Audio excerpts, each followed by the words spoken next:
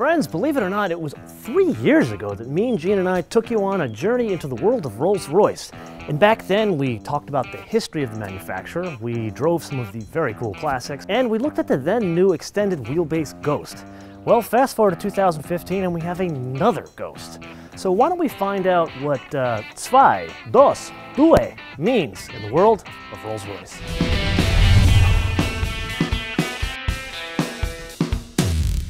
So it's a funny world we live in. Here we are shooting a British car with significant German influence in a California city named after one of the most iconic places in Italy.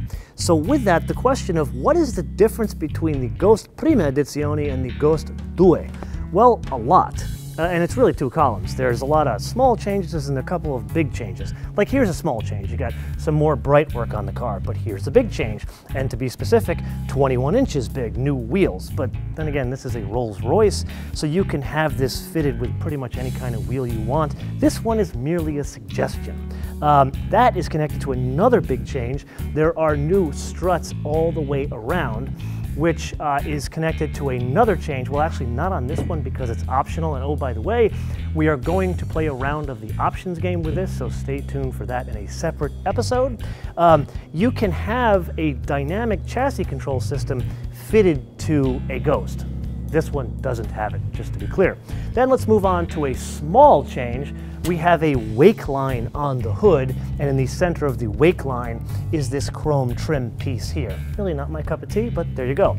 Then the front is changed, the bumper is restyled, and then one of the biggest changes you notice in the front is the light. What they've done here is they've taken the LED wraparound and it runs the perimeter of the light, which brings up a very interesting point.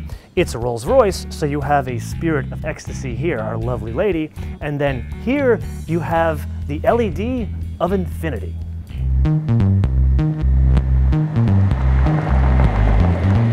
So we've covered the changes from Ghost Gen 1 to Gen 2 on the outside.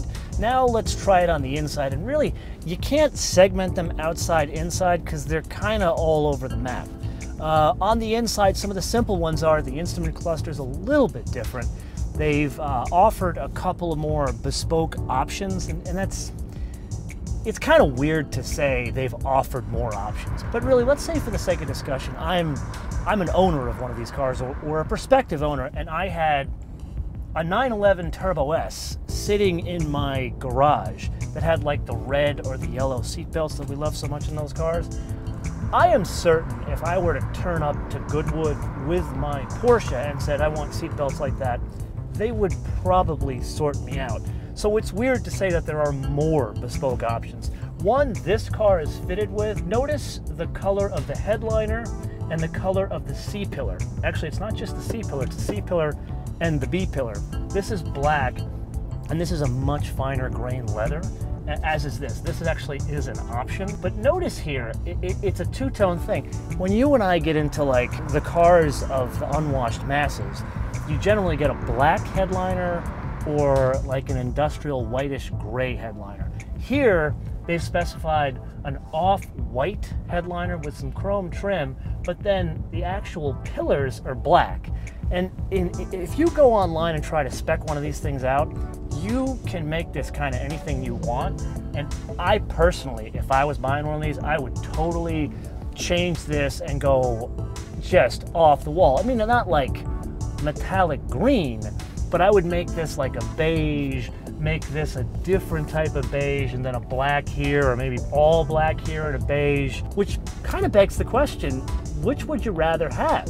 I know I need some sort of a sunroof in a car, but you really can't do both. So actually let me know in the comments below if you guys would want the Starlight headliner or the sunroof. What would be ideal is if you can kind of get both, but I digress.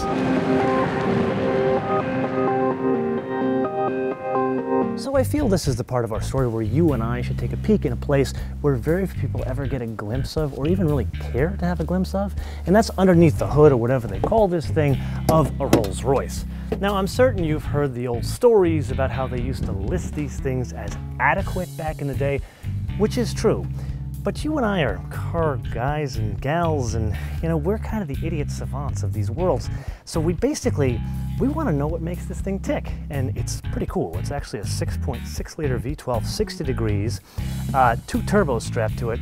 And if that's not enough air getting in there, it's got 48 valves. So if you've got your abacus out, that's 4 valves per cylinder.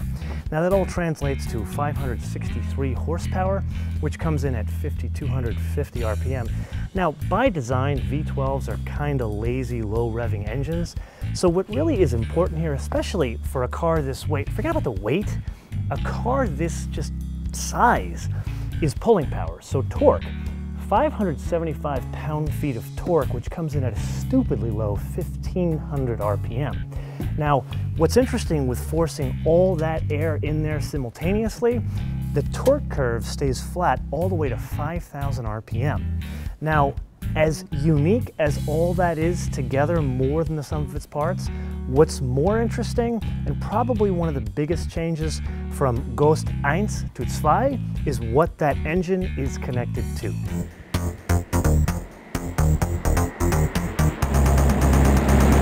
That would be an 8-speed transmission that is controlled by the GPS system. Now, this is not the first time you and I have looked at very fancy cars that have electromechanical bits that are controlled by GIS data. If you remember a Mercedes-Benz S63 Coupe episode, that is a curve control system, at least in other countries, that takes input from the GIS information. This system, the entire goal is to control the optimal gear for any driving scenario. Yeah, it does take into account driver input like throttle and steering input, but this is all about knowing where the car is, anticipating where the car is going, and keeping you in the optimal gear.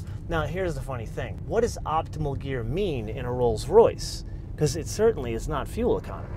It's really a function of keeping a certain amount of power in reserve so the car, you can't tell when it shifts gears. Let's say, for the sake of discussion, I'm in Scottsdale, Arizona, and I'm rolling down Scottsdale Road. There are no turns in Scottsdale Road. So a car like this, or this system, is going to keep the Ghost 2 in a higher gear, again, not for efficiency, but to keep power in reserve.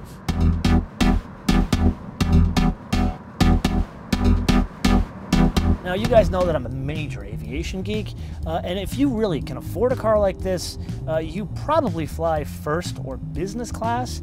And the trend nowadays is to angle those seats kind of towards each other, which allows for more room for the seat to lie flat and to encourage conversation. Well, hi, how are you? Well, it's a lovely day for a ride in the back of your Rolls Royce.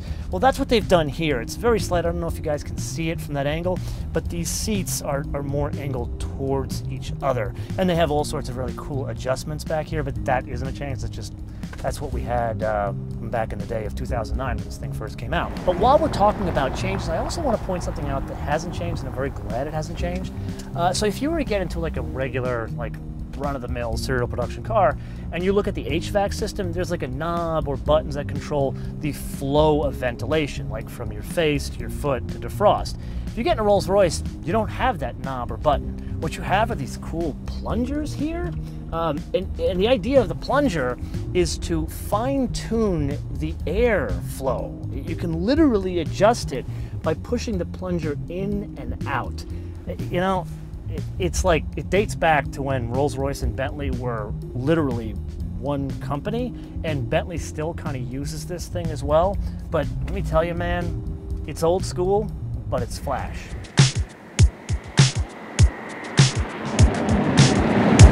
Then, of course, to that engine we were talking about. And that engine, you know, if I put my foot into it, she will definitely pick up and go. Like, this is not the ideal place to do it, but this thing kind of screams, and there's like a throaty exhaust note to it, which is pretty amazing. And that's funny because this thing has every kind of like air induction technology. You've got 48 valves, you've got 2 turbos, you've got direct injection. The only way you can get more air in that engine is to bring John Z. DeLorean back from the dead, the Pontiac engineer, and have him figure out how to graft ram air onto this thing.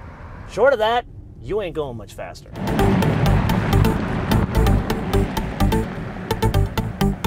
So somewhat of an aside here. About a year and a half ago, you and I drove the Lamborghini Gallardo LP 560-2. And in that film, we said a lot, but most importantly, it was in a terrible color. It was black on black on black, which, not that black is bad, it's just Lamborghini, there's an unwritten rule. They gotta be in some wild color. This is kind of the opposite. This kind of needs to be in like a two-tone paint, but most importantly with a Ghost, you absolutely need the stainless hood, and it goes up all the way around the windshield. Now, in the walk-around film of this car, I asked you, how old is this lovely lady?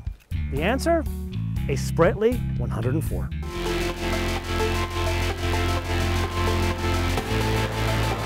Now, let's put all of those changes and some non-changes to the side, because I've kind of saved the best for last.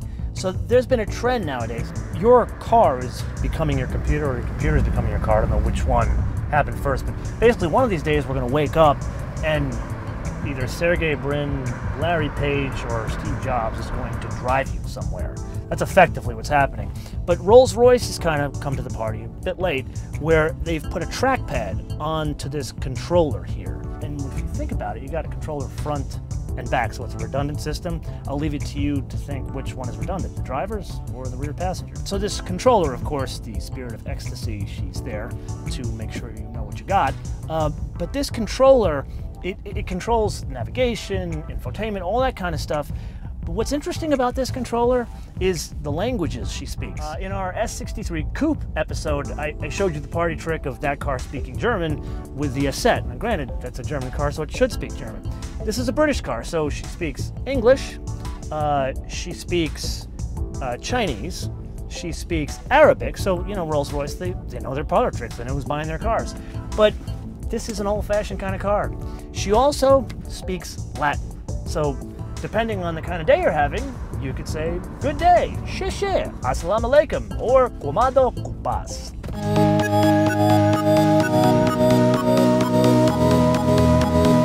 So in summary, what do we got? Well, we've got a number of changes that add up to more than the sum of their parts, with a goal towards keeping the Ghost and Rolls-Royce up to date with the times.